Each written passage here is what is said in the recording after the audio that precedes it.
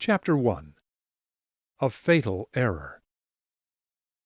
Ever since my book, Where is God When It Hurts, was published, I have received letters from people disappointed with God. A young mother wrote that her joy had turned to bitterness and grief when she delivered a daughter with spina bifida, a birth defect that leaves the spinal cord exposed. In page after page of tiny, spidery script, she recounted how medical bills had soaked up the family savings, and how her marriage had cracked apart as her husband came to resent all the time she devoted to their sick child.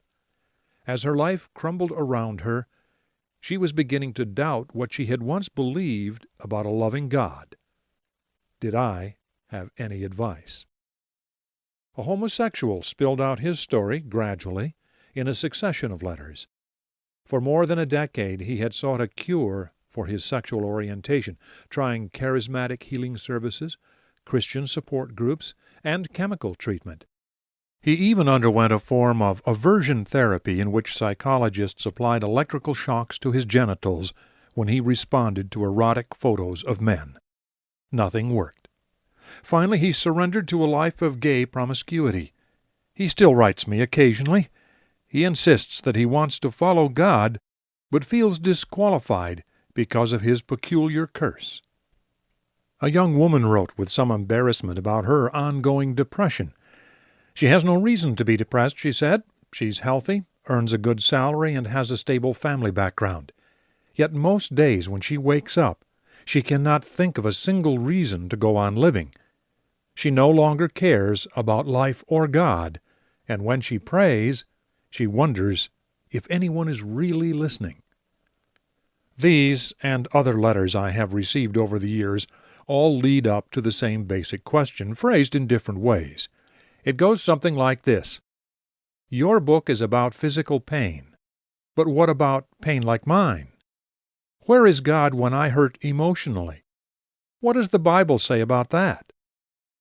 I answer the letters as best I can, sadly conscious of the inadequacy of words on paper. Can a word, any word, ever heal a wound? And I must confess that after reading these anguished accounts, I ask the very same questions. Where is God in our emotional pain? Why does He so often disappoint us? Disappointment with God does not come only in dramatic circumstances. For me, it also edges unexpectedly into the mundaneness of everyday life. I remember one night last winter, a cold, raw Chicago night. The wind was howling, and sleet slanted out of the skies, coating the streets with darkly shining ice. That night, my car stalled in a rather ominous neighborhood.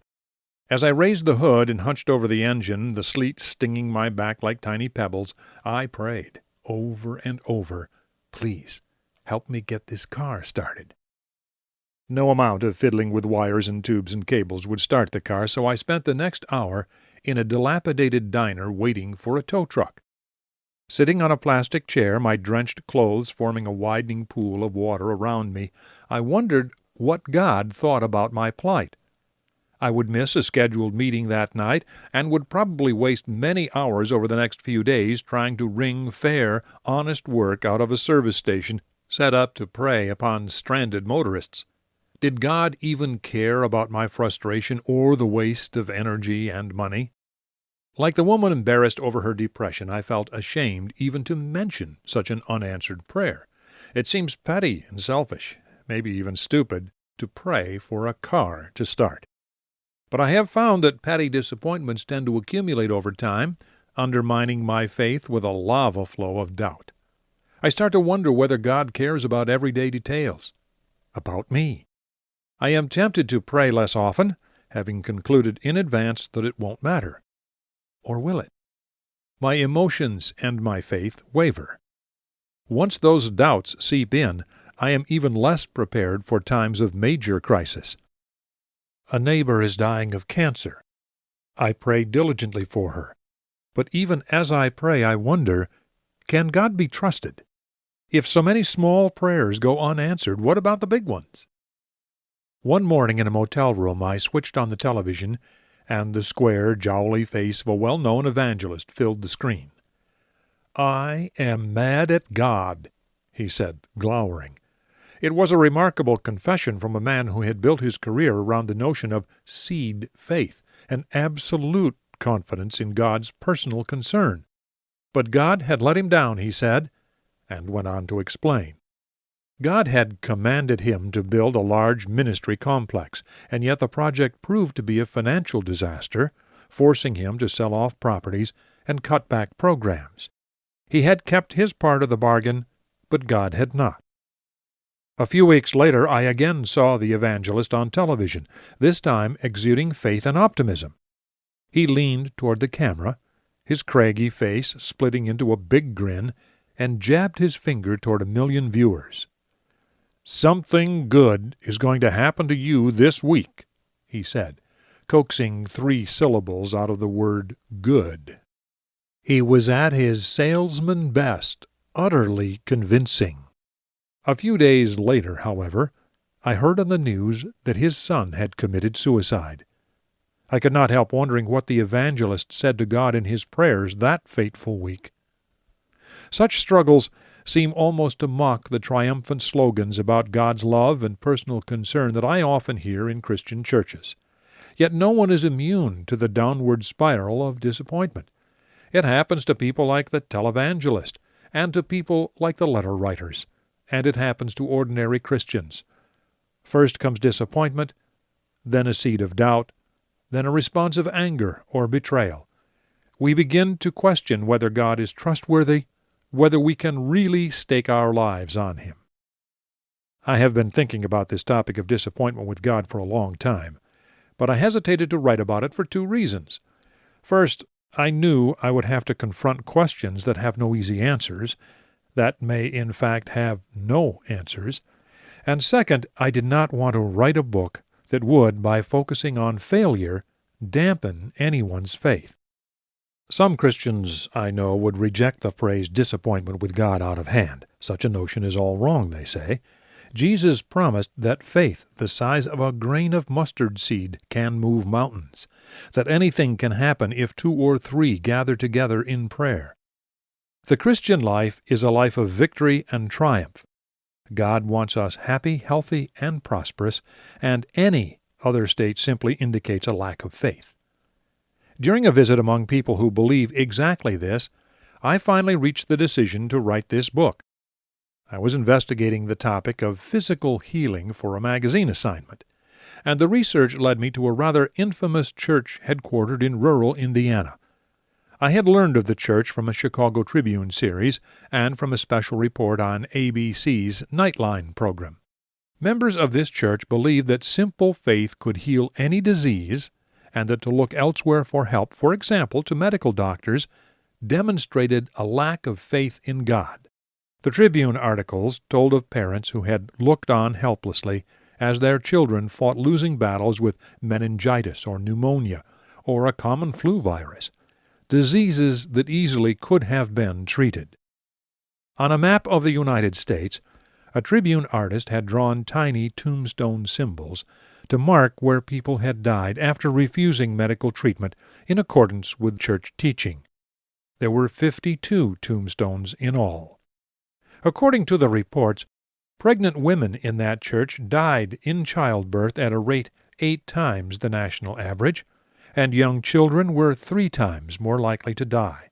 Yet the church was growing and had established branches in 19 states and 5 foreign countries.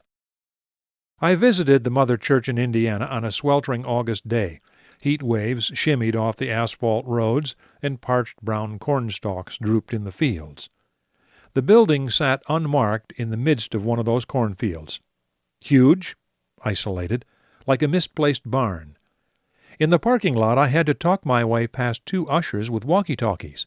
The church was nervous about publicity, especially since former members had recently filed lawsuits.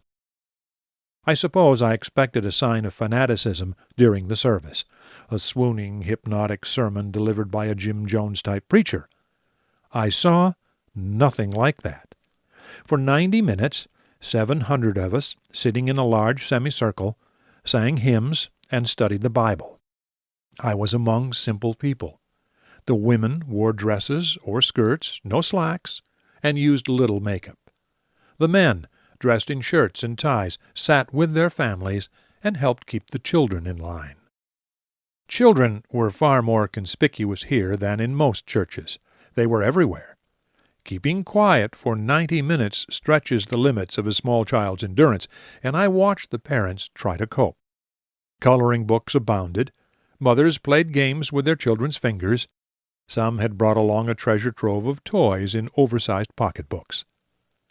If I had come looking for sensationalism, I went away disappointed. I had seen a slice of old-fashioned Americana where the traditional family was still alive and well. Parents there loved their children as much as any parents on earth, and yet the map with the tiny tombstones leaped to mind. Some of those same parents had sat by the bedsides of their dying youngsters and done nothing. One father told the Tribune of his prayer vigil as he watched his 15-month-old son battle a fever for 2 weeks. The illness first caused deafness, then blindness.